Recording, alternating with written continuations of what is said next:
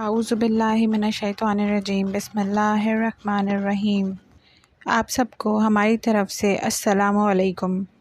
پیارے ناظرین، آج کی ویڈیو میں ہم بات کریں گے کہ قربانی کے جانور کو ذبح کرنے کا طریقہ اور قربانی کے جانور کو ذبح کرنے سے پہلے کی دعا اور ذبح کرنے کے بعد کی دعا۔ پیارے ناظرین، قربانی کے جانور کو ذبح کرنے سے پہلے کچھ چھوٹی چھوٹی باتوں کا بہت زیادہ خیال رکھنا ہے، اور یہ بات آپ سب لوگ جانتے ہی ہوں گے، جیسے کہ قربانی کے جانور کو بھوکا اور پیاسا ذبح نہ کیا جائے، اور کسی بھی جانور کے سامنے چھری کو تیز نہ کیا جائے، اور ایک جانور کے سامنے دوسرے جانور کو ذبح نہ کیا جائے، اور جانور کو ذبح کرنے کے لیے تیز چھری کا استعمال کیا جائے، اور پھر ساتھ ساتھ جانور کو جلدی ذبح کیا جائے تاکہ جانور کو کوئی تکلیف نہ پہنچے۔ قربانی کے جانور کو ذبح کرنے کا طریقہ یہ ہے کہ قربانی کے جانور کو بائیں پہلو لٹا کر کے اس کا رخ کعبہ شریف کی طرف ہو، اور ذبح کرنے سے پہلے اس دعا کو پڑھیں، اور اس دعا کو پڑھنے کے بعد قربانی کے جانور کو ذبح کریں۔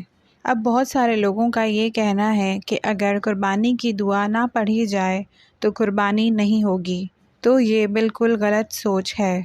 تو ہم آپ کو بتاتے چلیں کہ ہمارے پیارے نبی صلی اللہ علیہ وآلہ وسلم نے فرمایا، قربانی کی دعا نبی پاک صلی اللہ علیہ وآلہ وسلم نے پڑھی ہے، لیکن اگر آپ کو یاد نہیں ہے تو کسی اور کو بلا کر کے پڑھی جائے۔ لیکن اگر کوئی پڑھنے والا نہیں ہے اور اگر آپ کو بھی وہ دعا یاد نہیں ہے تو آپ بنا دعاؤں کے دل میں نیت کر کے بھی قربانی کو کر سکتے ہیں۔